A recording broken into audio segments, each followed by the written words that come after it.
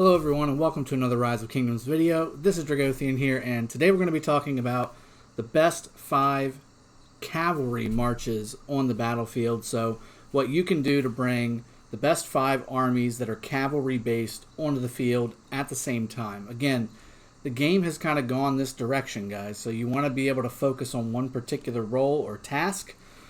I did an infantry video where if you want to be tanky slash AoE damage slash debuff, that's what that's for. I also did one where it's just straight tank. You want to absorb as much damage as possible. Infantry groupings, done that already. This one's going to be, you want to put out just the most sheer amount of damage that you can on the battlefield and also be quick about it. So there's a lot of benefits to this grouping, and you're going to want to use the right city skins for this type of grouping. Usually if you've got a skill damage city skin, that's the one to use. Otherwise, a cavalry attack skin will work just fine here. Cav health and cav defense are also good, but the other two are better. So let's go that way. Now, I'm going to do this with 2 different variations. The reason I want to do that is because this 5 army pairing is also really good for people who are still kind of growing into the end game. Okay, so we just had reset, by the way. This is also a setup that you can have when you're 30 mil, 40 mil, 50 mil. As long as you've got the time in there and a little bit of investment on the commanders, you can get there too and have the similar type of setup. I'm going to show you my top 5 cav pairings on my main here, and then we're going to quickly switch over to my alt, which is 50 million right now, but I had these commanders at around 35, 40 million. So you can be in that area as far as power goes, and as long as you got the troops to field that many cavalry groups, you can have a really solid 5 army pairing as well without having all the top flight commanders that you're about to see on my main. Okay, so let's jump into it really quick. I don't want to make this one a 25-minute video like the infantry one. I do get very excited about the infantry ones, so I get a little long-winded. So let's jump right into it. Now, the first army pairing I'm going to do is Minna and Freddie. Now, the reason I do that, 1, you've got a bunch of extra troops that come along with this pairing, but 2, the talent build lends very well to Freddie.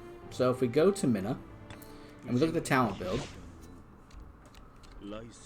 you've got latent power, enhances additional skill damage by 6%. This applies to Freddie's main skill in addition to all the other skill damage stuff that takes place. So you got all this stuff that applies to Frederick in addition to having latent power. This also works on Minna's first skill. So it's a good synergy in the sense that you're gaining extra troops and you're getting this extra 6% damage not only on Minna's proccable first skill here, where it has a 75% chance to deal additional damage factor of 600 for the next 2 seconds, which that's 1200, guys. It's a lot of damage. And then that's with your expertise. Otherwise, it's only 50%. But then when you go to Freddie, right, and we go down here to the bottom, or middle-ish bottom, he's got a 100% chance to deal additional damage factor 800 for 3 seconds. So that's 2400 damage. So all that stacks up. And again, troop count and skill damage with this type of setup is king. And this group has it in spade. That's why it's my first grouping. That's the first army I bring out onto the battlefield. This thing does a ton of skill damage, an absolute ton. In fact, I'll go ahead and kill that barbarian just so you can kind of see it start firing off. Next one I'm going to bring out is going to be Genghis YSG. Now, again, I've had a couple people ask me why. Well, first off, you've got Genghis, who has a 950 rage requirement, so that's already going to cast faster. Okay, he's got also another rage skill, which I want you guys. Well, you can't even see the skill damages; it dies so quick. Let me go to Genghis really quick, and I'll show you what I'm talking about. So, first skill, you have a 950 rage requirement, which is 50 less than any other commander in the game, and then 250 less than Edward. Now you also have reducing the rage cost of active abilities by 100 and increasing your march speed. Now, again, this is an additional 100. So really, this is an 850 rage requirement because of this skill, because it's maxed. Now, this also double procs, which is also amazing, right? That's one of the best cav skills in the game. But the reason why Genghis YSG works so well is the synergy with its second skill. So forget the attack bonus, which is nice, and you do lose that because you're not going to have archers, you're going to have cav in this group. However, you have a 10% chance to grant an additional 100 rage. So if you do that, this procs, right? And this procs pretty often, guys. You'll see the bar go whoop really quick. That's what this is. Okay, so when this pops up, you have 850 rage requirement, and then another 100 just instantly popping up. And then on top of that with the build, guys, when you go back to Genghis, when you go back to the build, you have Feral Nature. Normal attacks have a 10% chance to grant an additional 100 rage. Those all stack. So ideally, and this happens quite often, you'll see it. You'll see it on the yellow bar, the bubbles on the side of your commander. It'll be like, it's coming along, boom, you're full. That's what this is. Feral Nature, the second skill of YSG, and the reduced rage requirements of Genghis's being primary. Okay? Again, the reason I paired those two up is specifically because of that reason. The faster you can make Genghis proc double on his primary, the more damage you're going to pump out. And again, I basically made this talent build to mimic that stuff. So I wanted to have as much rage requirement or rage generation as possible. So of course you've got Rejuvenate, that's a must-have, plus Feral Nature. I've also got Undying Fury up here. Even though it's very minimal, it still all stacks up. With a build like this, you want as much rage as possible. Of course, Emblazoned Shield is a must-have as well. Now, the only other thing that you could do, you could drop Halberd, which I'm not a huge fan of because 9% to Archer units is definitely nice. And with the Archer meta that's supposed to be coming out right now, this will be helpful. And get Naked Rage. So increases skill damage dealt by 6%, but also increases skill damage taken by 6%. That would truly make this a glass cannon setup. I have used it that way, and I have noticed the damage increase, but I also have noticed even less tankiness than this thing already doesn't have. So I'm not even going to attack anything because honestly it's just going to kill it before it even starts firing off its stuff. But needless to say, that's the machine gun army of this setup. Now we've got Saladin Takeda. This one is one that I started using very early on. As soon as I heard about Takeda coming out, this was my first pairing that I thought of. Even before Attila, Takeda became a thing and all that stuff, I thought Saladin Takeda is the way to go, and I've got videos on that for sure. But this is a tried and true build. It is a build that or pairing that works really, really well. The skill damage reduction, the defense, the healing reduction that you do on the enemy. I mean everything. It has everything. This pairing has everything that you're going to want. The first nuke here, it has a really solid 1700 nuke whenever you're expertise. Reduces the march speed so they can't get away, and then decreases the healing effects received by 50% for 5 seconds. Very, very nice. Rallying is very good with it because of the damage bonuses there. This is a conquering commander. Skill damage taken reduction 30% and counterattack damage taken reduction 20%. This is why this pairing is so good against Attila Takeda, because of the counterattack damage taken reduction. Also, you've got 20% cav, defense, and attack from this skill here. And if you look at the talent build, this one is specifically built to pair with Takeda. Okay, so I didn't go with Undying Fury, and I didn't go all the way up to Disarm, although this is a very good skill. I wanted as much support stuff as I could, and the reason being, you definitely want Rejuvenate for the rage regen. You have to get Hasty Departure to get there. This counterattack bonus here, when healed, you're going to get healed every, 4 or 5 seconds once the skills start flowing. Troops led by this commander will have their attack increased by 9%. This is basically 75% on, if not more. You've got healing effect received enhancements, again, because of Takeda's heal. Reduce skill damage taken by 9%. Reduce skill damage taken by 15%. When you get a skill damage, there's a 50% chance you get that. Another Emblazoned Shield, 12% skill damage reduction. This guy takes skill damage and just sloughs it off. Okay, he also does extra damage to archer units there. And then I went into the Conquering Tree, guys, took another additional 9% counterattack damage taken reduction, and while the army is led by this commander is at more than 90% strength, which is a long time because of the healing and how tanky this army is, increases all damage dealt by 9%. That includes the skill damage from Saladin, guys. So again, this guy just does a sick amount of damage, this pairing, and it's super tanky, and just everything. And we've got Shadow Legion going on. How about that? I'm gonna try not to take too many, take my armies out of the city for too long here, so I can take these Hell Mode Shadow Legions. But next army is going to be Pelagius and Double C. Again, very good synergy. I've got Pelagius's build right here for you guys. Pelagius has healing. He's got defense. He's got additional skill damage. Okay, rage restoration of 100% as well, and then additional stats on top of that. His talent build, very similar. This is very similar to Minna's build. So this is almost identical to. In fact, this is Minna's build. So in fact, no, it's not, because I put a 1 point into movement speed on Minna's build. But this is basically the same as Minna's build here. Again, additional damage factor skill enhancement for that because of this skill here. Additional damage factor of 300. That's 66% of his skill damage. So you want to enhance that. Now another good pairing. Well, yeah, another good pairing with this is Osman if you want to, because of his additional skill damage as well. But because we also have Double C freed up, because we're not using him with Minna, this works really well. Now, if you did Minna Double C, then you'd want to go Pelagius Osman in this case, okay? But if you still got Double C opened up and ready to rock and roll, you've got damage factor 1400 for Double C here, attack reduction, healing as well. So again, the healing stacks. So you got the stacked healing from Pelagius and this 10% chance healing, restoring 100 rage here too. This is also a bit of a machine gun, although not quite as much damage as Genghis YSG, but still very, very good. Cavalry attack bonus again, although you do lose a little bit of defense. But that's a really good pairing too, Pelagius and Double C. Let's go ahead and pull these guys back in as my city's getting hit by Shadow Legion. Those samurai, or those French knights look really good, or French axemen look really good. All right, finally, 5th Army, Baybars Osman. You can also go Baybars Sun Tzu here, or Baybars Kusunoki, whichever one you prefer. Okay, but I've got actually, you know what? Let's change that. Let's go Baybars Sun Tzu on this one. I think this might have actually gotten turned around a bit.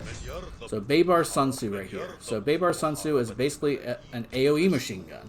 So again, you want to have full skill trio here on Baybars. Here we go.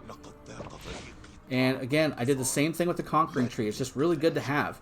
Sun Tzu makes this army even more tanky. You do still have the skill damage taken reduction from a Blazing Shield, and you do have Feral Nature as well. Counterattack damage taken reduction as well. All the stat bonuses that you get from both Cavalry, from Baybars and Sun Tzu work together.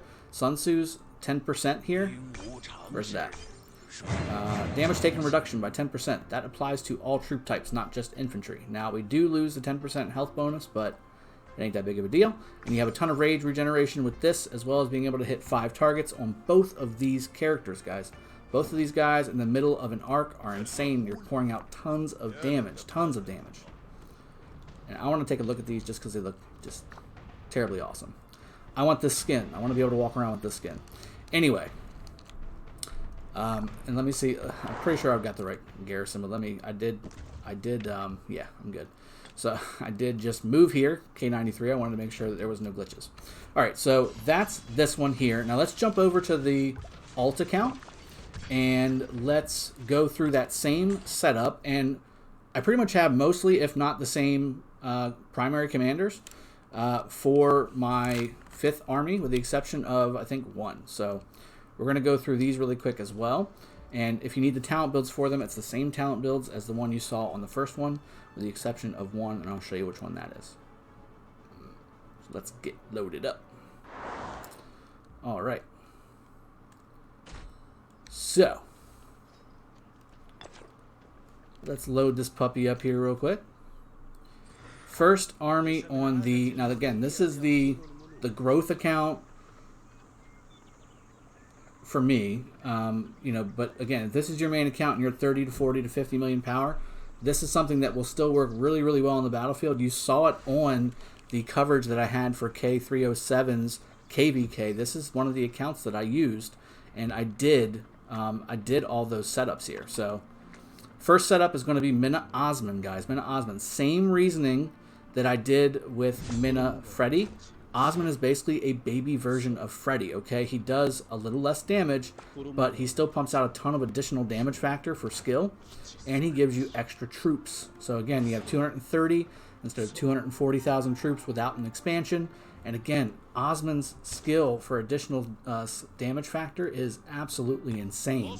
This is one of the highest damaging epics in the game, guys. You have an 1100 damage factor primary, and then on top of that, you've got an active skill. When active skills are used, which is both, okay, so primary and secondary, deals an additional 400. So that's two of them. You have two of them. So 800 plus 1100, that is 1900. 1900 damage factor from an epic, guys. From an epic. Plus, you get the increased troop capacity of 10%. And again, you get the expertise to get it up to 1100 versus 850 to start. So this is a very, very good pairing.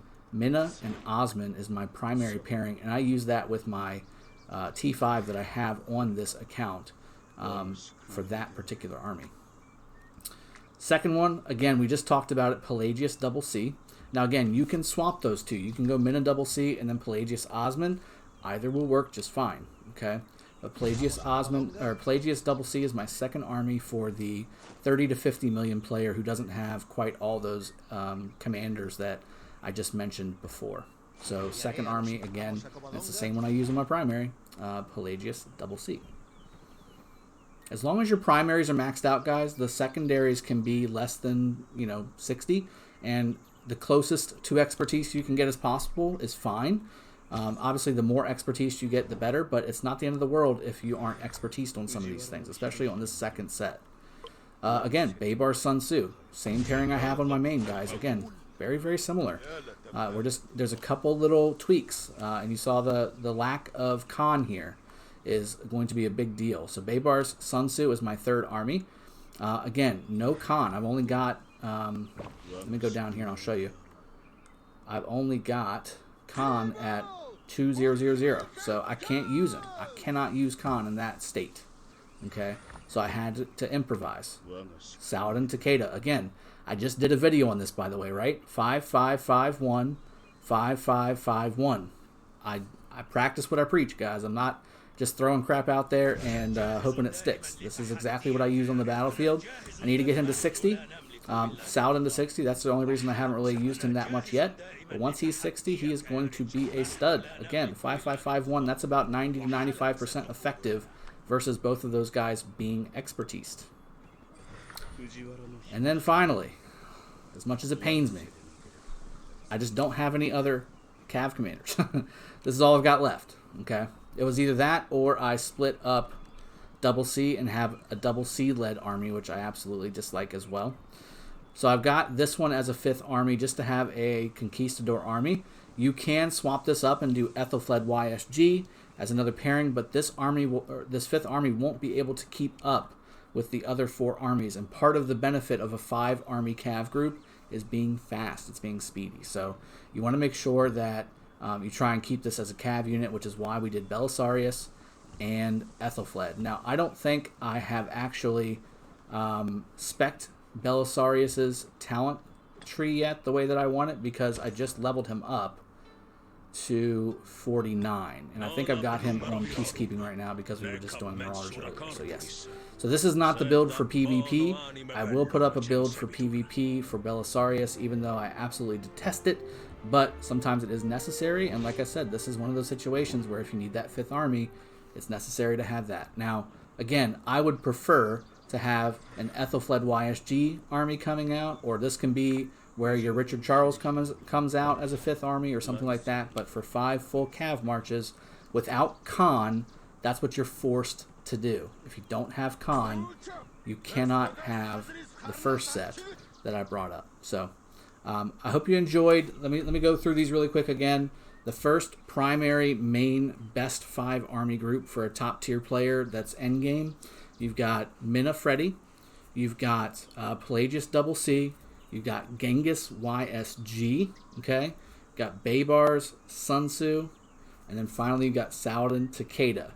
For the growing player into that end game, 30 to 50 plus million, where you don't quite have all those commanders maxed out just yet, it's basically the same thing, except for Minna is paired with Osman, Pelagius double C, Baybars Sun Tzu, Saladin Takeda, and then Baybars Ethelfled, or your best other march. If you don't want it to be a cav army, you can have Richard Charles, you can have Richard Alex, you can have, again, Ethelfled Sun Tzu, Ethelfled YSG, Kusunoki YSG, whatever your heart desires for that 5th arm will work just fine.